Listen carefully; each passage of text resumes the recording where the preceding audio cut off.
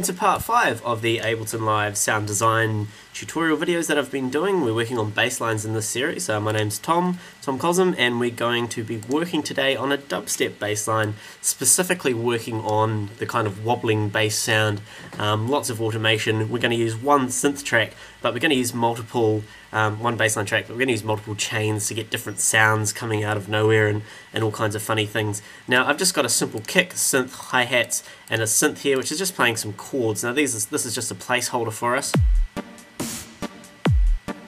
just so we've got some drums to work with as we make this bass line. Now, first of all, what I'm going to do as usual is insert a MIDI track, which is Command-Shift-T, and we're going to call this bass line. So this is going to be our bass track. Now I'm going to open this up and I'm going to insert an instrument rack for the start, because we're going to be racking up a lot of different synths in this one. So here's an instrument rack. Remember, an instrument rack is a virtual rack, so you can rack up heaps of different synths and they all mix together and you can do cool stuff. So we can do this by dragging an operator into the first chain, which is going to be our first one. So if we go into our chains here, we can see we've got our first bass line here. We'll just rename this to bassline 1. Now we've just got a simple operator with one oscillator playing a sine wave.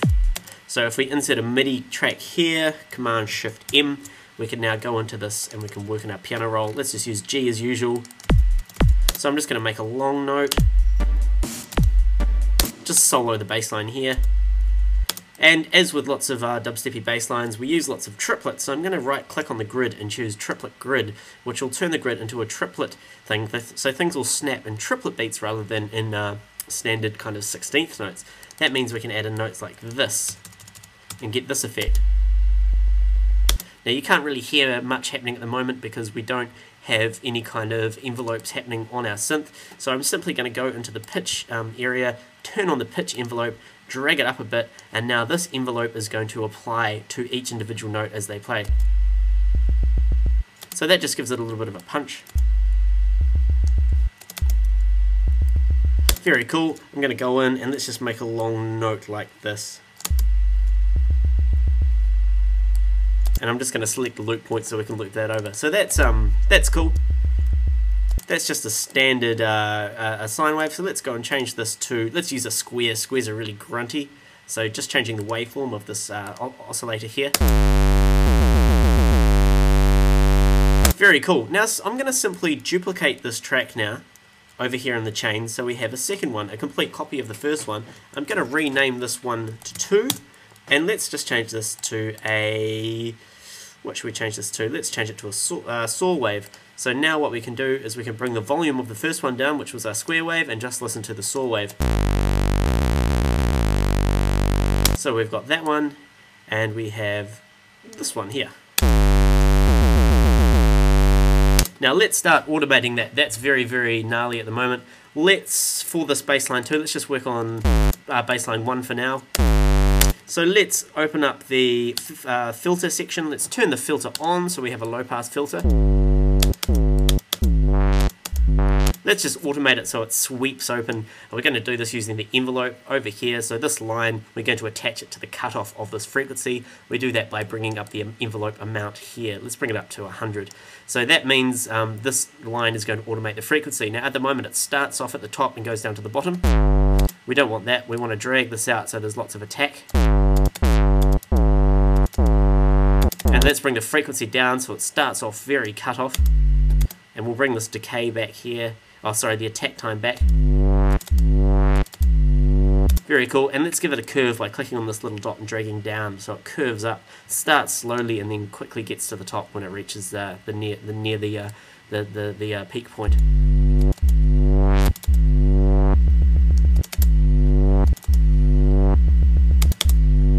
Very cool. That'll do for now. One thing we can do is let's add some spread to it actually. The spread, remember, it duplicates the sound, puts one in the left ear, one in the right ear, and it detunes them slightly, which gives it a really cool spatial effect. So if I select the spread, you see we've got our automation line for our spread here. I'm going to select this first note. We're going to drag the spread up to its maximum amount. So that first note is going to be very spatial.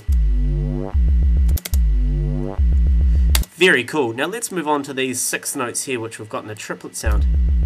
One thing I'm going to do here is I'm going to go back to the pitch sorry, the filter, I'm going to pick this envelope part, which remember we put up to 100%, so we had that attack time, and I'm going to bring this down like so. Actually, not all the way down. Let's bring it to roughly 0. Very cool, and let's select the attack time, and let's bring the attack time right down, so we get a stab. So now the attack time, it's going to open really, it's not going to open up at all, it's going to start at the maximum value and go down really quick. Bring the envelope amount up a bit more.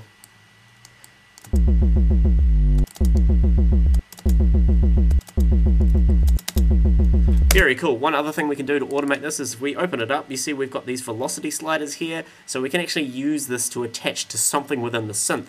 Now what I want is if we could do this by going over to the global panel over here, you can see here's our velocity, and this is connection A, this is where we want to send it. Let's send it to the frequency filter, the filter frequency, which again is this frequency here.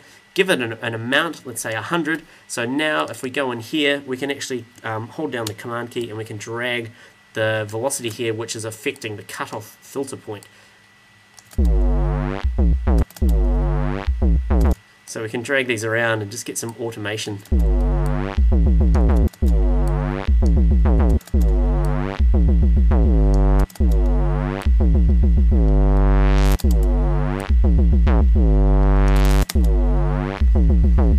Very cool, and one other fun thing to do is we've got a connection B for this velocity. Let's send that to the panorama or the pan and give it an 100 amount as well. So that'll make it, that'll make some of the notes pan from left to right.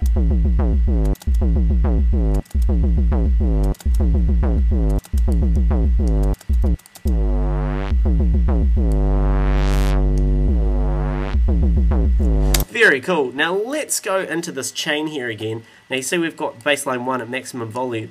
Let's have baseline 2 take over on this other big node over here. So I'm going to select this area, I'm going to drag the volume amount down so it's a negative infinity, so we don't have any here.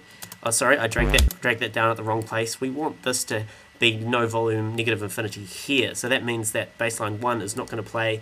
If we select the volume of baseline 2 and drag this up, then that will play for us.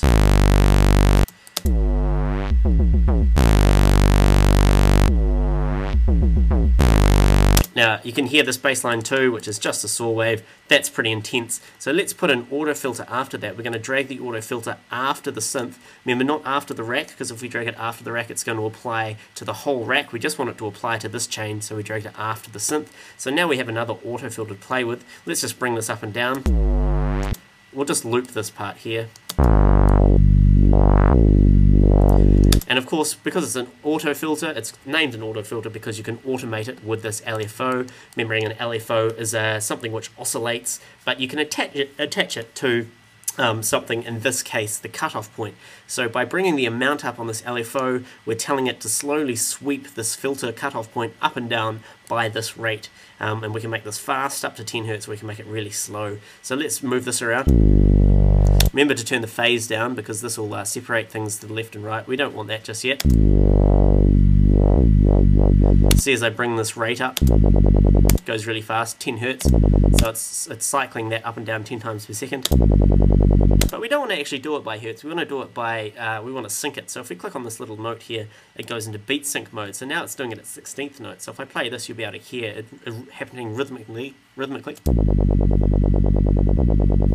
If we bring the amount up, this is how much it's actually going to affect the cutoff point. Now the fun part here is we can actually change this to things like 12th notes or 8th notes.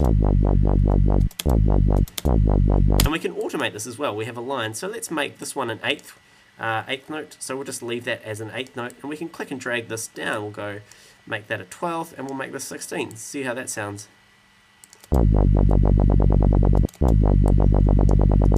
And let's make this a 12th as well.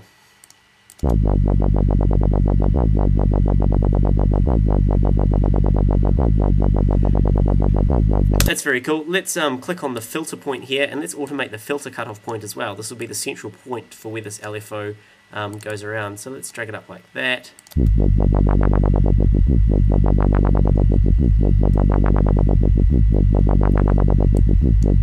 Very cool. Let's listen to that as a whole.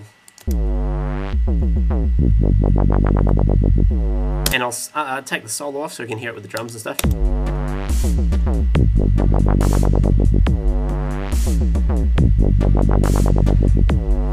Very cool. Now what I'm going to do is I'm just going to duplicate this MIDI clip so we have two versions of it here. So we can do a little bit of fancy stuff over on this side. Let's open up this MIDI clip. Let's take that first big note. Let's hold down shift and push up so it's an octave high.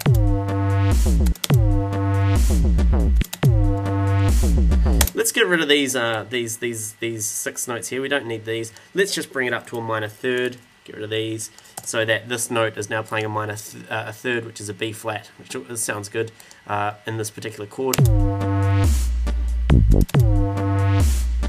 we can actually go into the... We're back to bassline 1 here. Let's go back to bassline 1. Here's our frequency amount.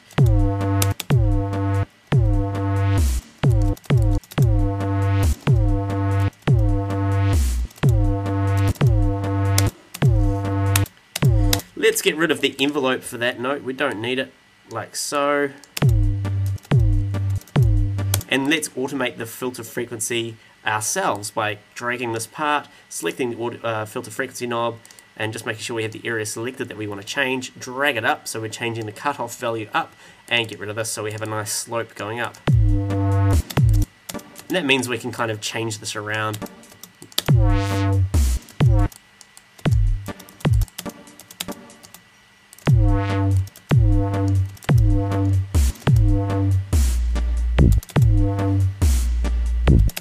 And we can do it for this note as well. Actually, let's create a new automation lane here by clicking on this little plus symbol. This gives us a separate little lane to work on, which is only applies to base 1 operator filter frequency, which is what we're currently messing with. So that means we can select this and duplicate the automation.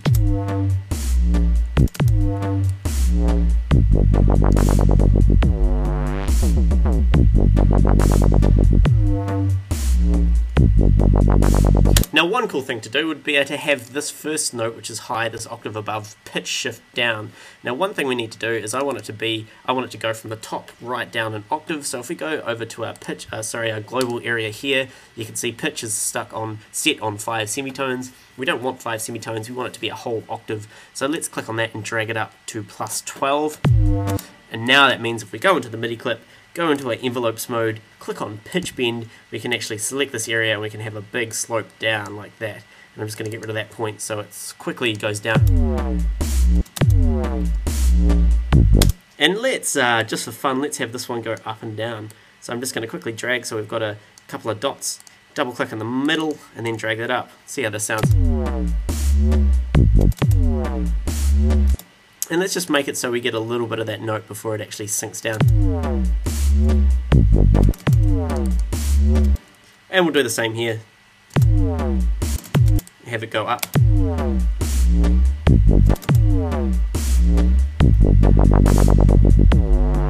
And let's go into the bassline 2 part again. Let's change the LFO rate. Remember over here we had it doing these 12/8 and what do we have? 12/8 and 16th notes. Let's just change these over here so it's a little bit different. We'll just command delete those to get rid of the automation. Command delete just gets rid of the automation, not the clip. Let's drag this down like that.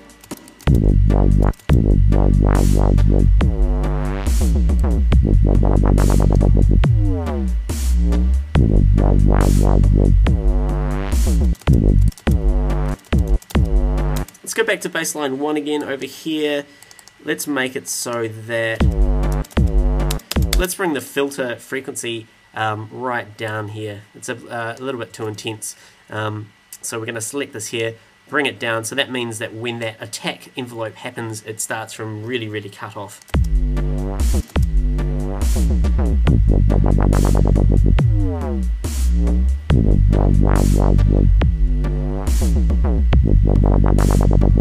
Now what's going on over here in bassline 2 with this rate? Let's just have a look. I might change this one here, which is at an 8th. I might change it down one. Let's change it down to there.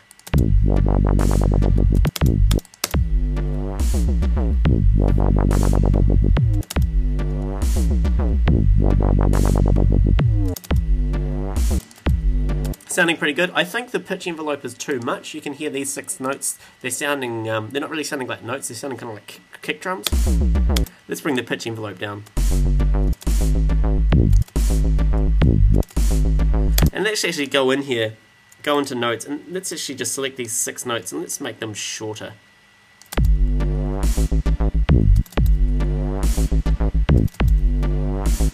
And just for fun, I'm going to bring these up a semitone like this. Just so they go up and down.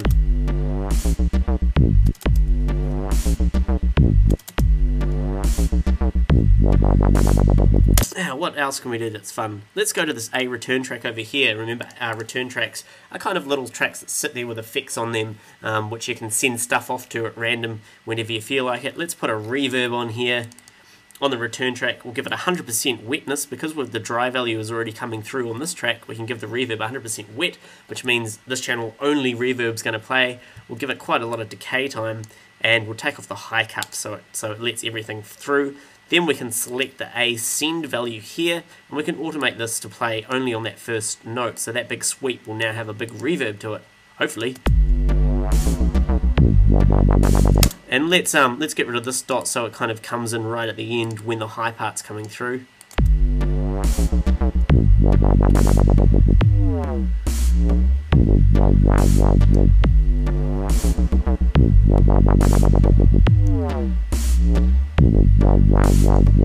Very cool. Now this bass line too, it's sounding a little bit too flat for me. Let's just have a listen.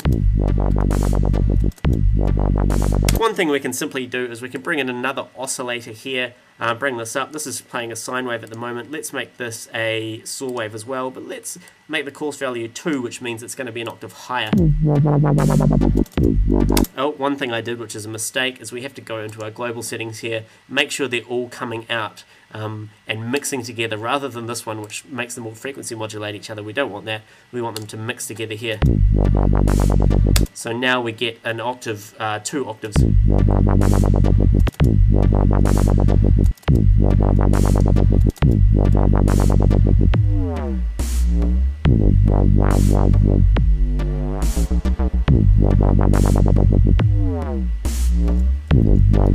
Sounds very good. What I'm going to do is I'm just going to group the kick and the snare together. So shift click those, right click and go group. So we now have a group. We'll just call this, I'll call it KS for kick snare.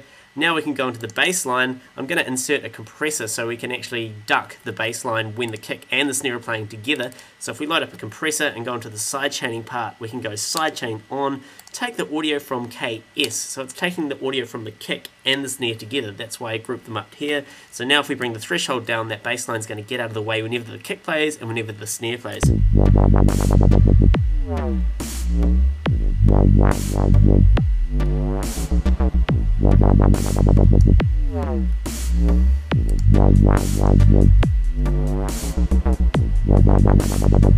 Very cool. What else could we do here? I'll just add a few more things just to give it a bit more fun.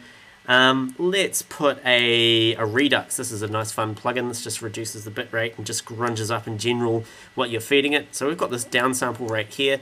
If we use it in hard mode, it might be a bit too intense.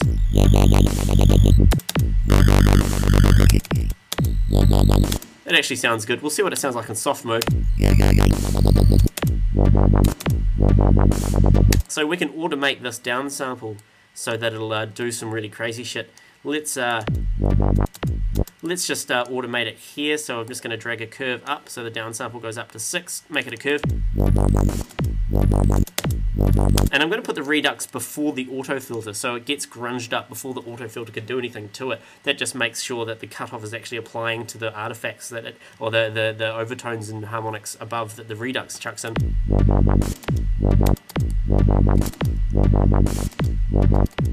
Nope, I liked it better after. Sorry, forget that. So we're keeping the Redux after the auto filter.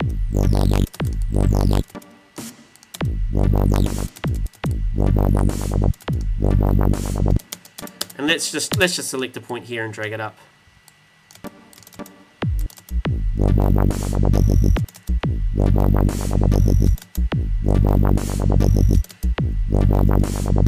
And why not put in a flanger for fun? Flangers are always good fun. And let's have the flanger so the the dry wetness of the flanger only happens on, we'll bring it right down so it's on 0. This is how much flanger is actually applying. Let's bring the flanger down and let's just have it apply on this part here by dragging the dry wet value up. So you can hear I've got a little bit too much feedback here, so I'm going to bring the feedback down on the flanger.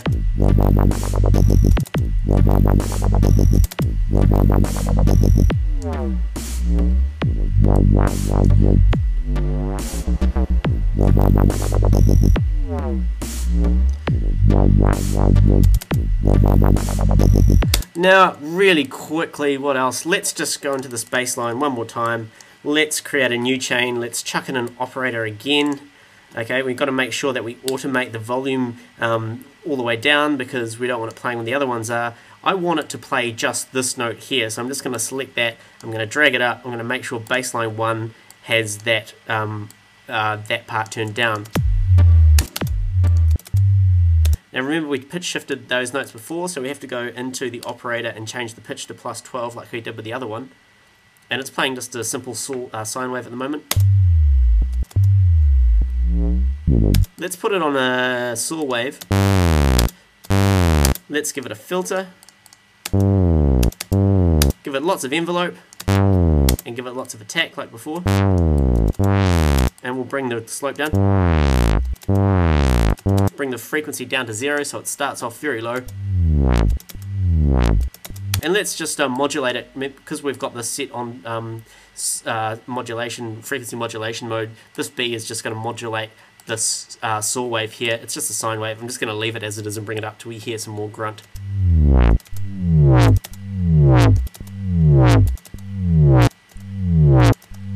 It's pretty cool. I'm just going to go into the filter envelope, make the decay a little bit longer. The attack, sorry.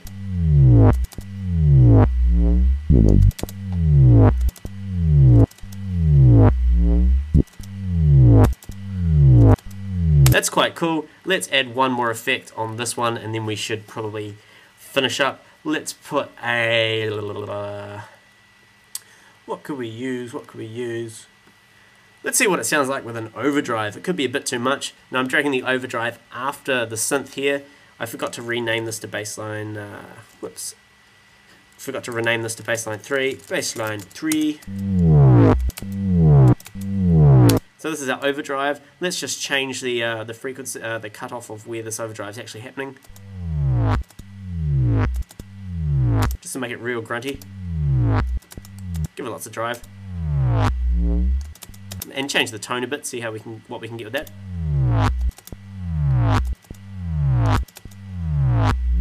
That sounds good. One other thing is let's create a new return track like before. Remember we had a reverb on that one. Let's just put a delay on this one.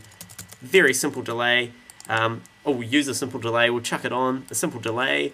We've got a left and a right. We just want one, so we're going to click on link so we only have one. And let's put it on a third. Give it maximum dry wetness just like we did with the reverb. Bit of feedback, and let's send it to that B delay right at the end. Hopefully this will sound good, so I'm just going to select that, drag it up.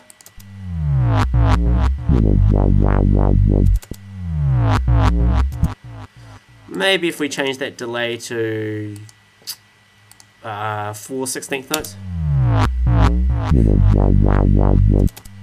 Or maybe, let's try 1.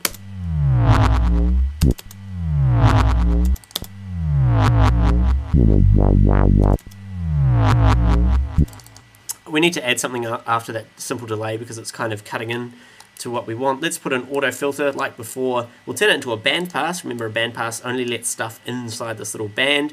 Turn the amount on. Remember we turned the phase down before on the LFO. Let's keep that up so this delay kind of spins around the stereo for us. And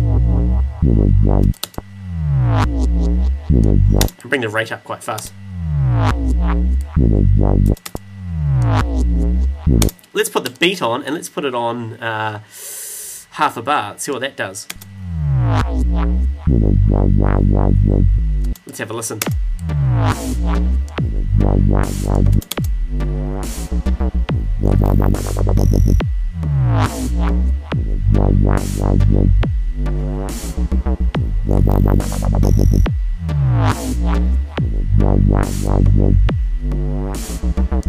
Bring the hi-hats in.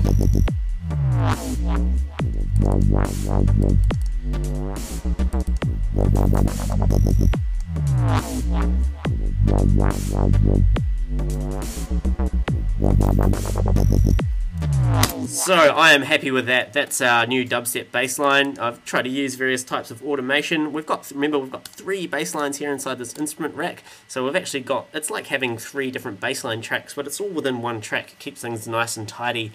You could be very, very creative with how you route these. It'd be lots of fun if you had like a controller or something with some knobs on it. You could assign the knobs to these volumes, so you could kind of bring in this bass line when you want and this bass line when you want. Lots of fun, especially when it's live. So that's it. I hope you've enjoyed part 5 of this series. Stay tuned for the next one, and yeah, tomcosm.com. Sweet.